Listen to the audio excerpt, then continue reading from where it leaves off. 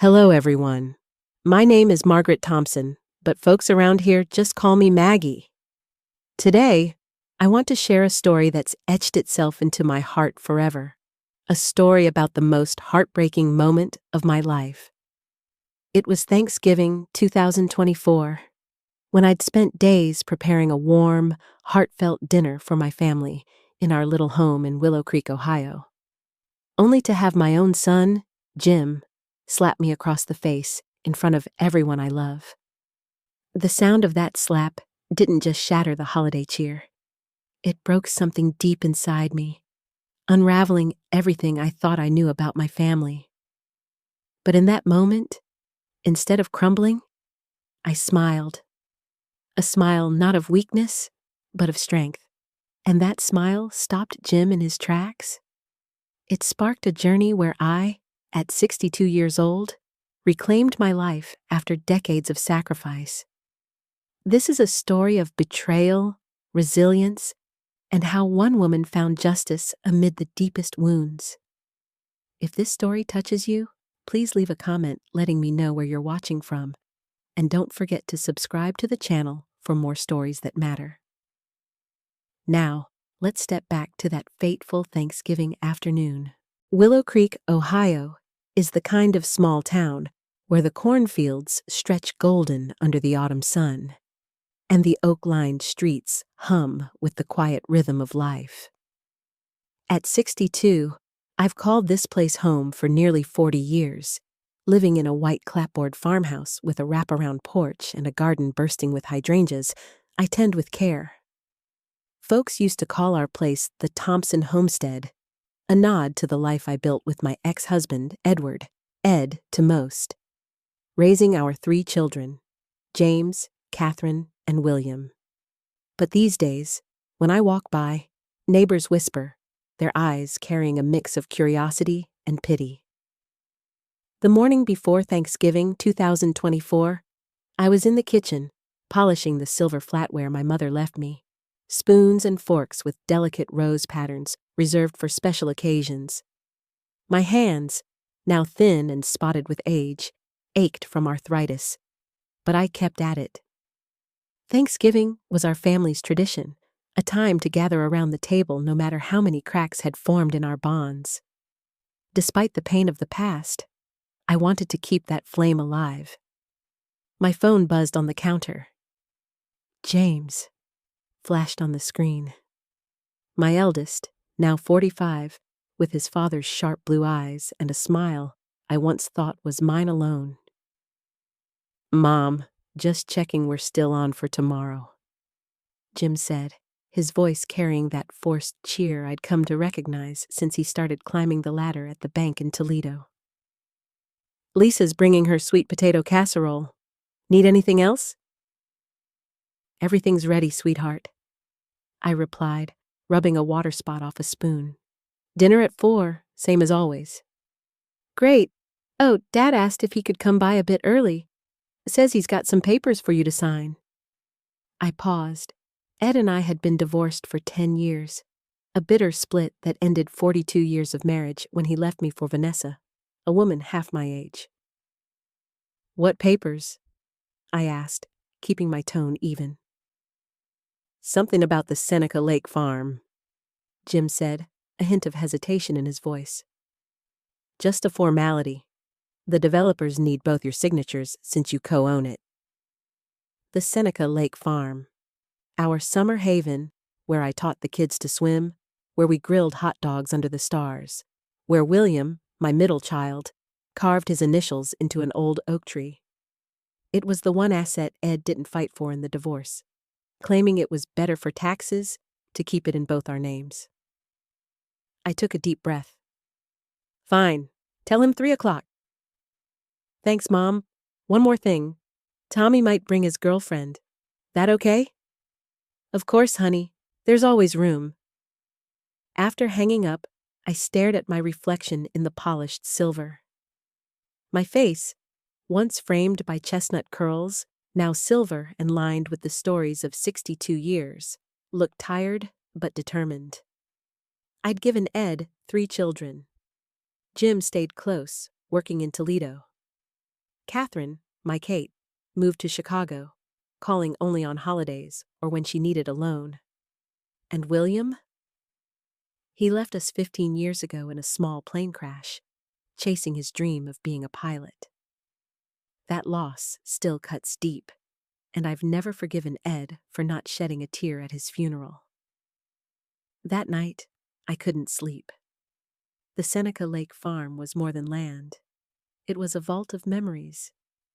William's laughter, Kate's crayon drawings, Jim's first fish. It was the last piece of our past, untainted by Ed's betrayal. Why did he want to sell it now? Thanksgiving afternoon, Ed arrived at 3, still striking at 68 with neatly combed salt and pepper hair and a cashmere sweater I knew Vanessa had picked out. "Maggie," he said with that polished smile, "you're looking well." "Come in, Ed," I replied, stepping aside. His new cologne, not the one he wore during our marriage, filled the hallway as he followed me inside. "Jim mentioned the papers?" Ed asked, pulling an envelope from his leather briefcase. "Just a formality. The developers need both our signatures." "Developers?" I frowned. Ed hesitated, a flicker of surprise crossing his face. "Didn't Jim tell you? They're building a resort at Seneca Lake. Hotels, golf course, condos. The offer's substantial." The room tilted. "You're selling our farm without talking to me?" Ed sighed, slipping into that condescending tone he used when explaining complex things to me, as if I were a child. "Maggie, it's just sitting there unused. This is a financial windfall. Your half will set you up nicely." "My half?" I laughed, sharp and hollow. "You think I don't know what that farm's worth? We bought it 15 years into our marriage with our joint savings when you were still scrambling at the auto company." Ed's jaw tightened. "Don't complicate this, Maggie. The papers are here. You sign, I sign. We're done." The doorbell rang. Jim, his wife Lisa, their son Tommy, and a young woman I assumed was Tommy's girlfriend, stepped inside. To my surprise, Kate, my daughter, was there too, unannounced, having flown in from Chicago. "Mom, I wanted to surprise you," she said, hugging me stiffly. As everyone settled around the dining table, I caught the glances between Ed and Jim. Something unspoken, something that made my skin prickle. The table was a picture of holiday perfection. An autumn orange tablecloth, my grandmother's candelabra casting a warm glow, and the turkey I'd roasted for 6 hours. But the air felt heavy, like a storm was brewing. Ed raised his wine glass. "I'd like to propose a toast to family, to new beginnings." His eyes met mine, daring me to challenge him. I smiled thinly and began carving the turkey. Then Jim spoke, his voice bright with excitement. "We've got some news. I've been offered a regional director position at the bank, and we're moving to London." "London?" I set the knife down. "That's so far." "It's a huge opportunity, Maggie," Ed interjected. "I pulled some strings with contacts in Europe. The compensation's extraordinary." "What about Tommy's college?" I asked, looking at my grandson. "Taking a gap year," Tommy said with a shrug. "Dad's setting me up with an internship over there."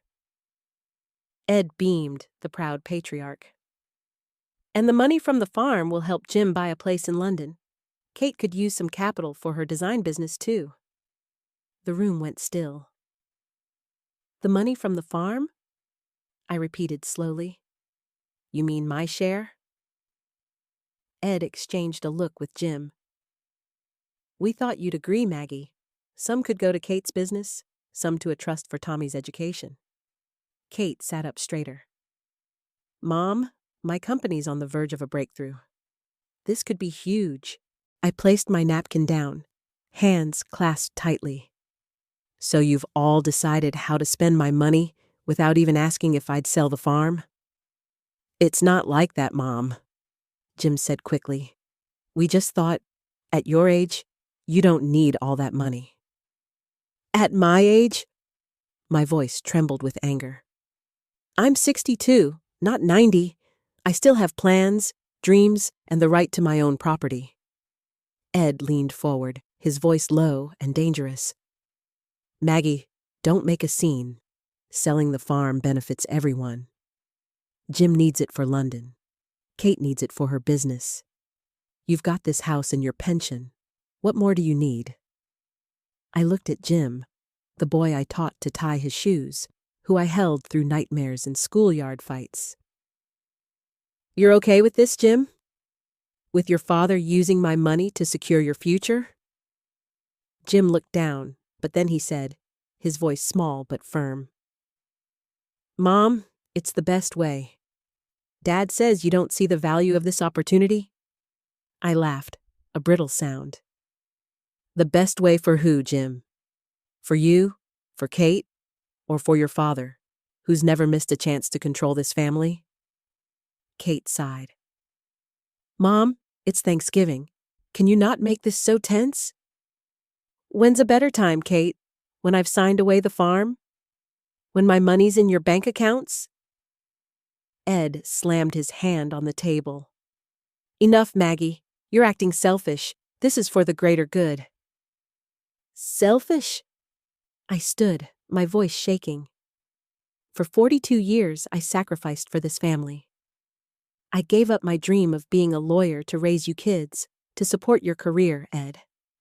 I held us together when William died, while you were in Detroit closing deals the day after his funeral. And now, you want to take the last thing that's mine? Ed rose, his face flushed. "Everything you have, this house, this life, came from me. That farm was never really yours." Something snapped inside me. "From you! You cheated me in the divorce, hid assets, left me with a house I can barely afford to maintain. I stayed quiet for the kids, but that ends today." Jim stood, his face darkening. Ed leaned down, whispering something in his ear. I saw Jim's expression shift, from hesitation to rage. Then, in a blur, he stepped forward and slapped me. The crack echoed in the silent room. I stumbled, crashing into the serving cart, sending a china plate shattering to the floor. Pain seared my cheek. Blood trickled from my lip. Lisa gasped. Kate froze. Tommy half stood, stunned. Sarah, Tommy's girlfriend, stared at me, horrified. But instead of crying, instead of collapsing, I smiled. The smile felt strange against the sting, but I held it, meeting Jim's eyes. "Thank you, son," I said softly. "You just gave me the reason to stop pretending this family is worth saving." Ed stepped forward, his voice icy. "Maggie, you're being dramatic. Jim lost control. Apologize, Jim." Jim stammered. "Mom, I didn't mean... I'm so sorry."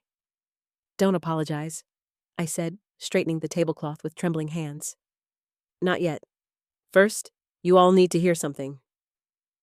I walked to the oak hutch in the dining room, where I kept my most cherished keepsakes. From it, I retrieved a leather portfolio I'd prepared a week earlier, when instinct told me Ed was up to something. "This," I said, placing it on the table, "is my insurance." Ed narrowed his eyes. "What's that?"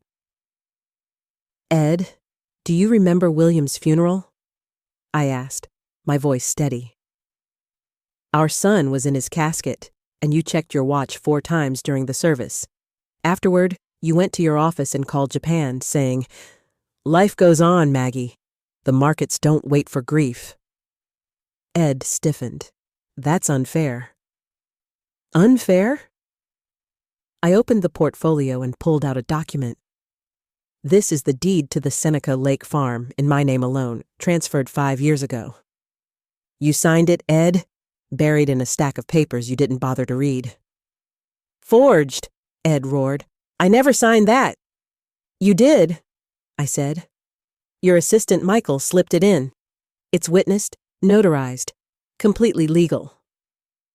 Ed's face paled. I pulled out another file, a forensic accountant's report I'd commissioned 3 years ago. And this is proof of what you did during the divorce.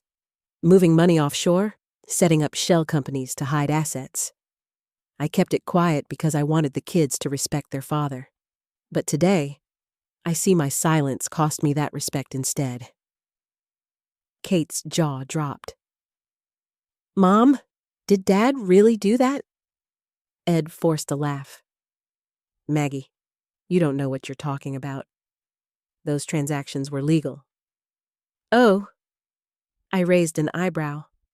I'm sure the SEC would love to review them, or maybe the financial press. Your shareholders would be fascinated. Silence fell, broken only by the ticking of the grandfather clock. What do you want? Ed finally asked, his voice barely audible.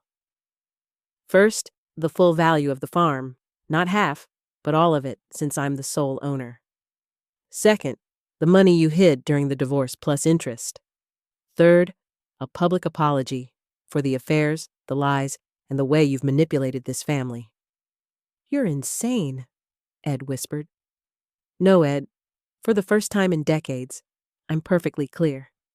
I turned to Jim. And you, Jim, what did your father say to make you hit me? What words justified striking your mother? Jim looked down, his voice choked. He said you were ruining everything, that you were jealous of me and him, that you were unstable, and sometimes you needed a shock to snap out of it. I shook my head. And you believed that? After 62 years of knowing me, you thought I needed to be slapped to come to my senses? I gathered the documents and walked to the doorway. Thanksgiving dinner is over. Please see yourselves out. And Ed, take those farm sale papers with you. They're worthless now. No one spoke as I climbed the stairs to my bedroom and locked the door.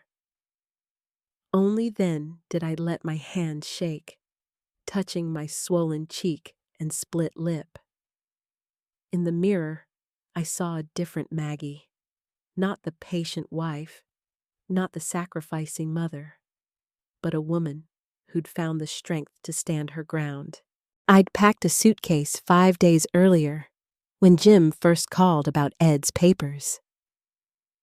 A woman doesn't survive 42 years with a man like Ed without learning to trust her instincts. That night, I left the house, driving to a modest inn on the outskirts of town. I checked in under my maiden name, Margaret Davis, using a credit card I'd set up post-divorce. The next morning, I met Eleanor Brooks, my best friend and attorney, at her office in a restored Victorian on Main Street. Ellie and I were roommates at Ohio University, where I dreamed of law school before giving it up to be Ed's wife. She rose from her desk, her eyes widening at my bruised cheek. Maggie, what happened? Thanksgiving with the family? I said dryly, setting my purse down. Ellie, I need you to help me finish this. For 2 hours, I laid out everything. Ed's plan to sell the farm, Jim's slap, the documents I'd prepared. Ellie's face hardened with every word. Your son hit you? She asked, incredulous. And I'll make sure it's the last time, I replied. Ellie handed me a folder, the Thompson Trust, drafted a month earlier. It would transfer my assets, the farm, my retirement accounts, the Willow Creek house, into a trust with ironclad terms, untouchable by Ed, Jim, or Kate. Once you sign, Ellie said, they can't contest it. The assets won't be in your name. I read every page, signing with a steady hand. The video? I asked. Ellie called in a legal videographer. For an hour, I recounted my story on camera. 42 years of Ed's manipulation, Jim's violence, my plan to protect my assets.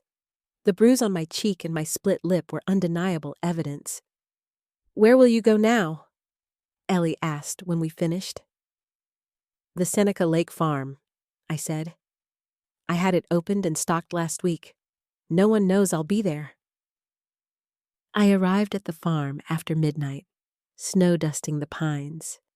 Inside, the scent of old wood and hearth wrapped around me like a blanket. This was where I taught William to tie his shoes, where Kate sketched wildflowers, where Jim caught his first fish. I sank into the old armchair by the fireplace, where I used to read to the kids, and closed my eyes. The next morning, my phone was flooded. 23 missed calls from Jim, 8 from Kate, dozens of texts from Lisa, none from Ed. I knew he was with his lawyers. Then a text from an unknown number. I know what they did. I want to help. Meet me. This is Sarah, Tommy's girlfriend. I frowned. Sarah had been quiet at dinner, her eyes uneasy. Where are you? I texted. Bakery on Main Street. Sending a pic, a selfie arrived, showing Sarah alone at a corner table, the bakery's blue walls and snow-dusted Main Street visible through the window. I drove to the bakery, bundled in a coat and knit cap to hide my silver hair. Sarah stood as I approached, her eyes widening at my bruise. Mrs. Thompson, I'm so sorry. What happened was awful. Thank you for reaching out, I said, sitting across from her. But why help me? You barely know me. Sarah looked at her coffee. My mom, her stepdad treated her like Mr. Thompson treated you, like Jim did yesterday. No one Eli'd her. I can't just watch it happen again. I nodded, sensing her sincerity. What did you hear? Mr. Thompson was on the phone with someone called Dr. Larson. He wants you evaluated for acute stress disorder. He said you've been erratic for months. They're planning to have you committed this morning. I smiled faintly.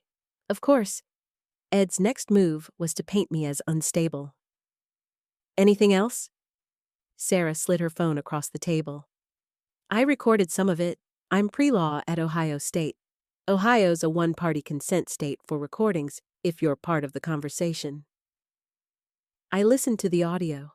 Ed's cold voice directing Dr. Larson to prepare commitment papers, Jim's reluctant agreement, a doctor discussing sedation. Can I send this to myself? I asked. Sarah nodded. I forwarded the file to Ellie with a note about my location and why. You should go back, I told Sarah. If you're gone too long, they'll suspect something. Where will you go? She asked. Somewhere safe, I said. And Sarah, stay close to Tommy. He'll need you.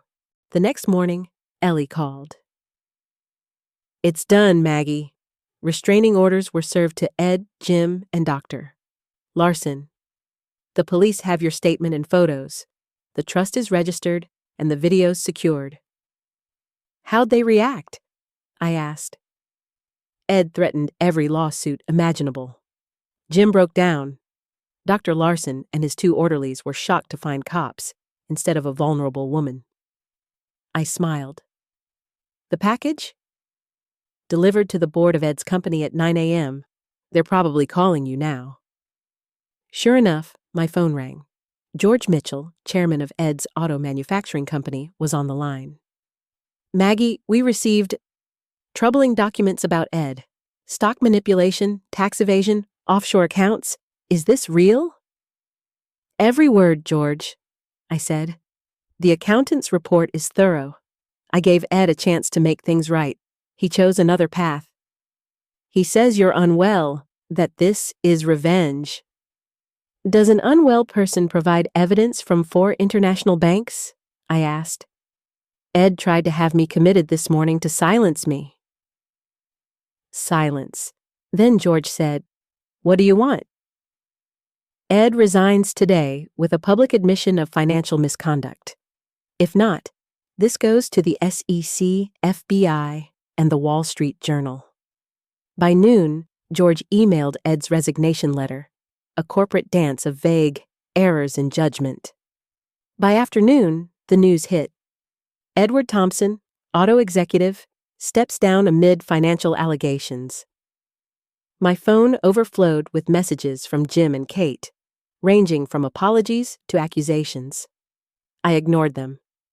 Instead, I sat by the farm's fireplace, reading William's last letter, written a week before his crash. Mom, I hope you'll see yourself the way I do. Strong, kind, deserving of more than Dad's carved out for you. Sometimes the strongest thing is to stand your ground and claim the life that's yours. Love, Will. 6 months later, I sold the Willow Creek house, donating most of its contents to the local church. The Seneca Lake Farm became my permanent home. Ed's legal challenges to the trust failed, and he faces federal investigations. Jim sent dozens of letters, each more desperate. Kate alternated between anger and pleading. Neither has crossed the farm's gate. Only Tommy and Sarah visit, bringing homemade cookies and college stories. Once, Tommy asked, "Do you ever miss them, Grandma? Ever think about forgiving them?" I looked out at the lake, where sunlight danced on the water. "No, Tommy," I said. "Some things can't be forgiven.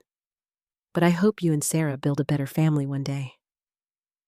As the sun set, I felt a peace I hadn't known in 42 years. This farm, William's memory, and the strength I'd claimed, that was my true legacy. Not money, not reconciliation, but a woman who, at 62, stood up and reclaimed her life. Thank you for listening. Please subscribe and share your story in the comments. Your voice matters.